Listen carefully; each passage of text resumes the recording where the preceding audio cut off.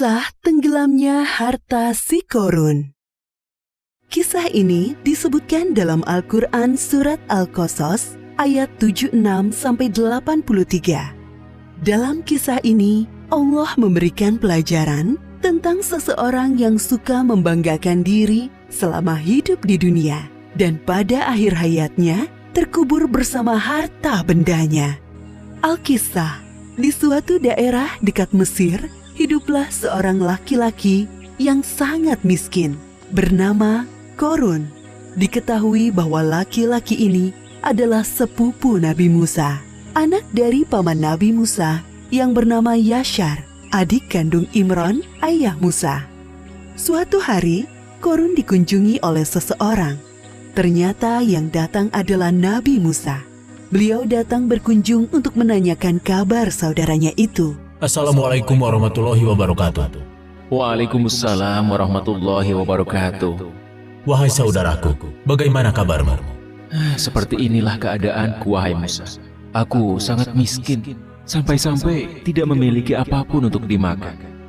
Maukah kau berdoa kepada Allah Subhanahu wa Ta'ala agar memberikanku sedikit harta, supaya aku bisa bertahan hidup? Mendengar hal tersebut, Nabi Musa sangat iba dan berdoa kepada Allah agar saudaranya Qorun diberi kecukupan harta. Dan permintaan itu dikabulkan oleh Allah. Hari demi hari, kekayaan Qorun semakin berlimpah karena ia menguasai ilmu jual beli perhiasan. Namun sayangnya, semenjak menjadi orang kaya, Qorun berubah menjadi orang yang sombong dan ria atau suka pamer. Wahai Qorun, aku diperintahkan oleh Musa agar kau menyedekahkan sedikit dari hartamu untuk kepentingan amal. Enak saja, semua harta ini aku kumpulkan dengan susah payah, dan kalian datang untuk memintanya dengan mudah. Kau sangat sombong, wahai Qorun. Kami hanya meminta sedikit untuk diberikan kepada orang yang membutuhkan. Lagi pula, kekayaanmu tidak akan bertambah tanpa seizin Allah. Berani sekali kau berkata seperti itu.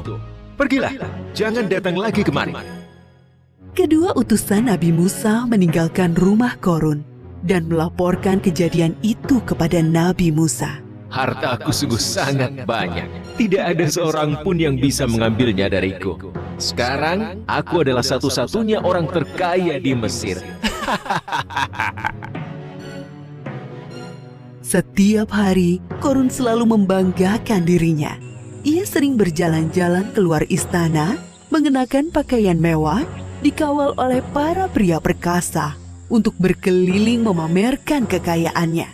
Untuk membawa kunci-kuncinya, tak sanggup hanya dengan satu pelayan yang berotot kekar. Wah, lihatlah Qorun itu. Sekarang ia sangat kaya. Jubah yang dikenakannya berlapiskan emas yang sangat berkilau. Benar, saudara. Tapi sayangnya dia sangat sombong. Ia lupa bahwa semua harta itu milik Allah dan akan kembali kepada Allah.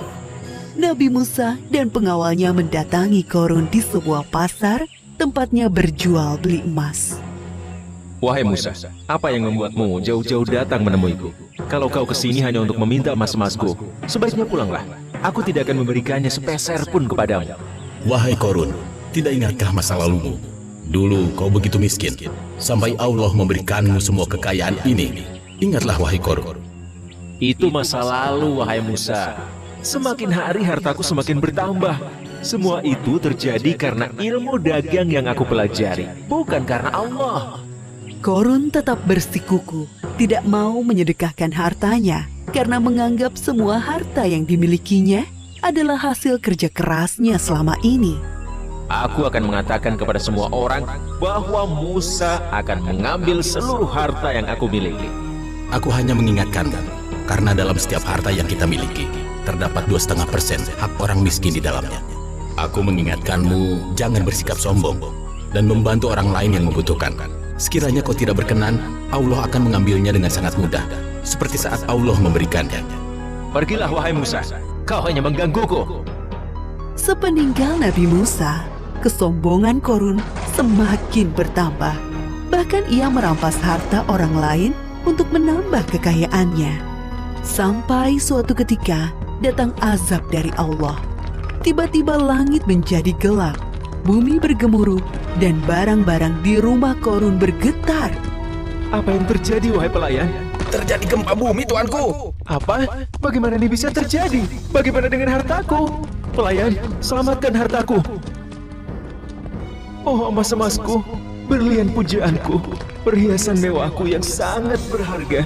Semuanya harus aku amankan Sebelum sempat menyelesaikan ucapannya, lantai rumah Korun terbelah menjadi 2 bagian. Begitulah akhir kisah Korun yang sombong. Gempa bumi melenyapkannya ke dalam tanah bersama harta bendanya. Seperti yang disebutkan dalam surat Al-Qasas ayat 81. Maka kami benamkan dia, Korun, bersama rumahnya ke dalam bumi. Maka tidak ada baginya satu golongan pun yang akan menolongnya selain Allah. Dan dia tidak termasuk orang-orang yang dapat membela diri. Pelajaran yang dapat kita ambil dari kisah Korun ini, diantaranya, jangan menjadi orang yang suka membanggakan diri. Karena Allah tidak suka orang-orang yang membanggakan diri. Dunia dan seisinya adalah milik Allah dan dapat dengan mudah diambil olehnya. Berbuat baik kepada orang lain selama di dunia, seperti bersedekah, karena amalan baik kita di dunia bisa menjadi penolong kelak di akhirat. Wallahu a'lam bishawab.